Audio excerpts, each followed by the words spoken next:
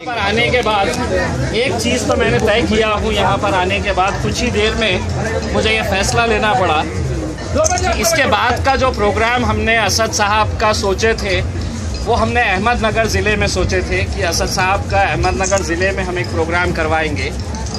अकबर साहब का भी प्रोग्राम हम अहमदनगर ज़िले में लेना चाह रहे थे, लेकिन कुछ ही देर यहाँ पर आने के बाद एक फैसला तो मैंने कर लिया हूँ कि इंशाल्लाह जो पहला प्रोग्राम अब होगा वो उस्मानाबाद।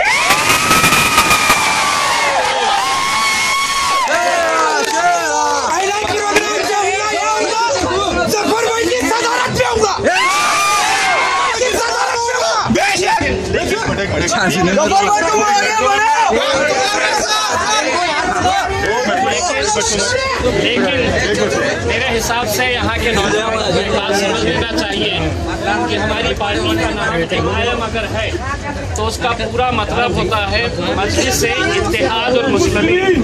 और अगर आप लोगों को इत्तेहाद का मतलब अगर समझना है तो मेरे हिसाब से उस्मानाबाद के नौजवानों को एक साथ मिलकर आना पड़ेगा।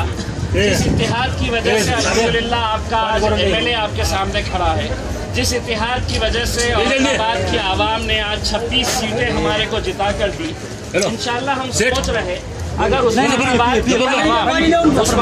के नौजवान अगर वही जज्बा, वही ताकत, वही जोश अगर दिखाएंगे तो इंशाल्लाह उस्मानाबाद में हम 26 से कहीं ज़्यादा सीटें चुनकर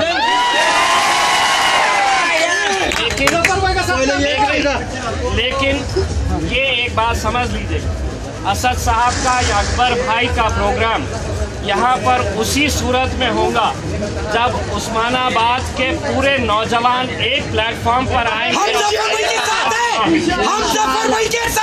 एक आवाज़ में उस इत्तेहाद का सबूत देंगे।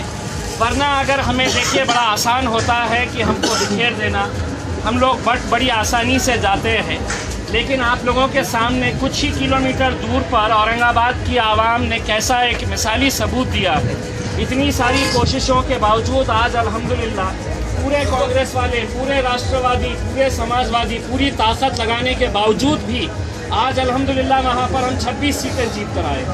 वो क्यों हुआ है कि वहाँ पर हम लोगों ने अपनी ताकत का सबूत दिया है, हमारी एकजहिती का सबूत दिया है।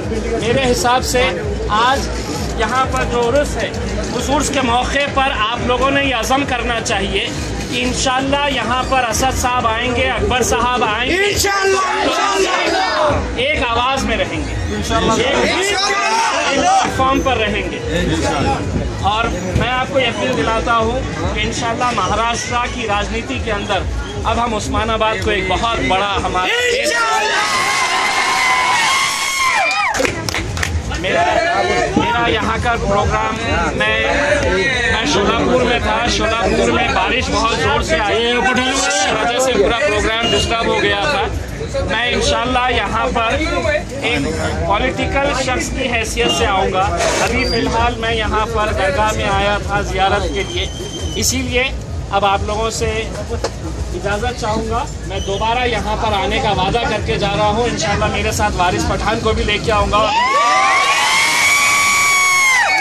यहाँ पर मैं एक बात बोलना चाहता हूँ, ये प्रोग्राम जो अरेंज किए वो जफर भाई ने किए।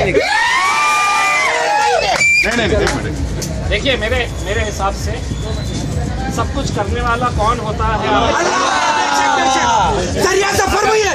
अगर यहाँ पर सफर में आने की वजह से काम है, बिल्कुल बिल्कुल बिल्कुल यहाँ पर सूरज काम था। हर आदमी को बनाओ, पर कुछ तो दो, चिल्ला दिया,